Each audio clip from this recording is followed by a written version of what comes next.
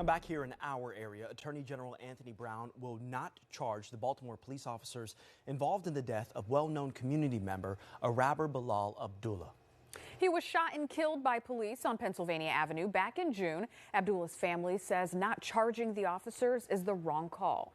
Casey Baylor is live on your corner in Northwest Baltimore this evening. Casey, the family now plans to file a lawsuit.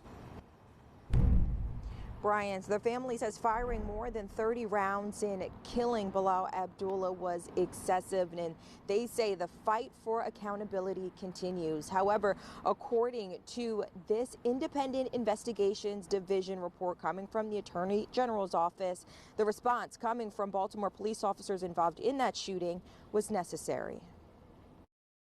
My son was a human being. He was slaughtered like he was a pig in the street. Roughly 6 months after the death of Bilal Abdullah, his family and the attorney representing them gathered in the same place where Baltimore police officers shot him, by the Upton Metro stop on Pennsylvania Avenue. It really damaged our family.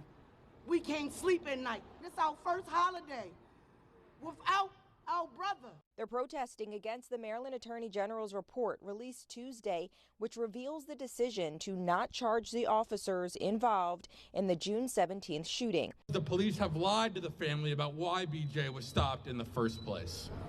First it was, there was a camera outside a store and he threatened somebody. The report says 3 officers, 2 of them being detectives in plain clothes and a BPD vest marked police, responded to Pennsylvania Avenue. Abdullah greeted the officers and then walked away. One detective followed him and then Abdullah ran. When the detective grabbed his shirt, the AG report says Abdullah reached into his bag and the gun discharged. Then he fell to the ground. While on the ground, officers say he pointed his gun at another detective and fired, striking him in the foot.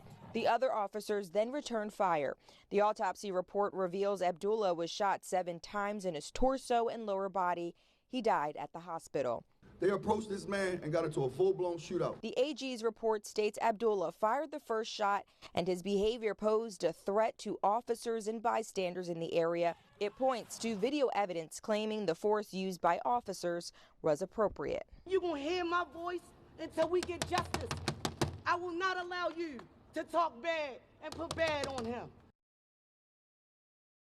Now, the AG report claims Abdullah fired at least 3 shots, and the 3 Baltimore police officers involved fired at least 35 in total. Also within this report, it notes a crowd surrounded Abdullah after the shooting, preventing officers from providing immediate aid. However, the family attorney says that's not the case. The community was trying to save Abdullah's life.